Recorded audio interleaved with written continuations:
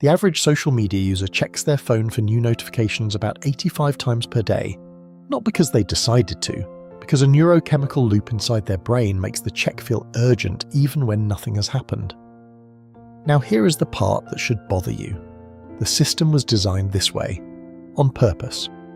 The same reinforcement mechanism that keeps a person at a slot machine for 6 hours, the same neural circuit, is the one that makes you pick up your phone mid-conversation to see if anyone responded to something you posted 2 hours ago. And there is a growing number of people who have stepped out of this loop completely. They do not post, they do not share. Their profile exists maybe, but it says nothing. These people are often told they are missing out, that they are invisible, that they are wasting a tool everyone else uses, but what is actually happening inside their brain, at the level of neurochemistry, is a very different story. This week we looked at why the brain prefers home and why it replays the same show instead of starting something new. Both of those are about how the nervous system manages stimulation and reward. Today the mechanism is the same category, reward circuitry, but the context is social. And the circuit is called variable ratio reinforcement. B.F. Skinner described it decades ago in the context of animal behavior. The principle is simple. If a reward comes at unpredictable intervals, not every time, not on a schedule, but sometimes, the behavior that triggers it becomes compulsive. The brain cannot predict when the reward will arrive, so it keeps pulling the lever, every time, just in case. Social media platforms use this exact architecture.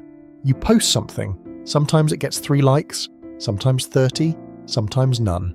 The reward is unpredictable, and that unpredictability is precisely what makes the loop so difficult to exit.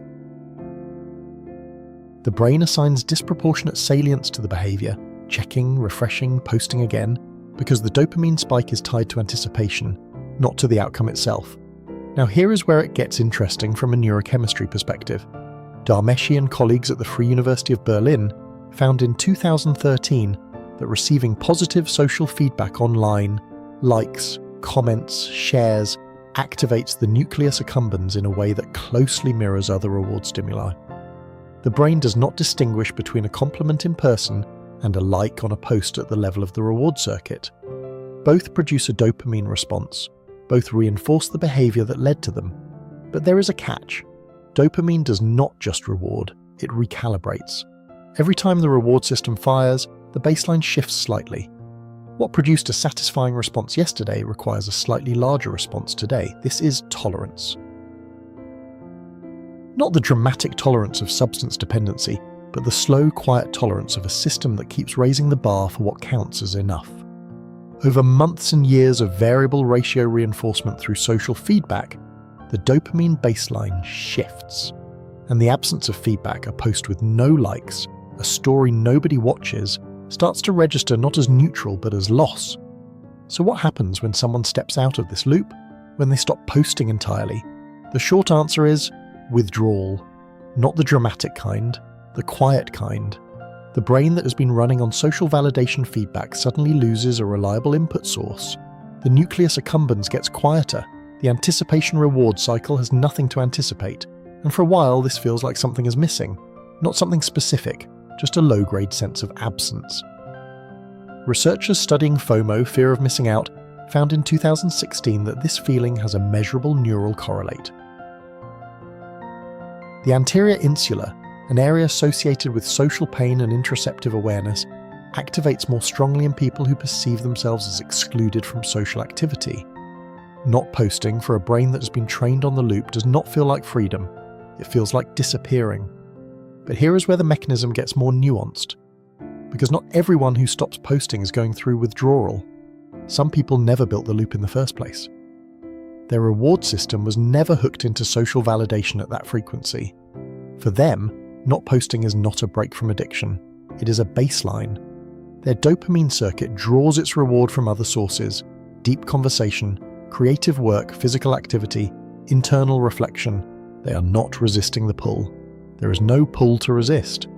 And this is where most conversations about social media go wrong. They treat everyone who does not post as the same category, but the neurochemistry says otherwise.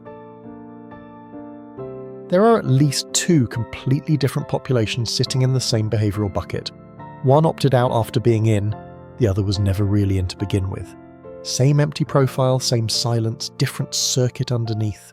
And there is a third group that nobody talks about. The ones who do not post, not because they are above it, and not because they never needed it, but because posting requires being seen, and being seen requires vulnerability. And vulnerability, for someone whose nervous system treats social evaluation as a threat, is not a neutral act. It is an exposure. For this group, the silence is not autonomy. It is protection.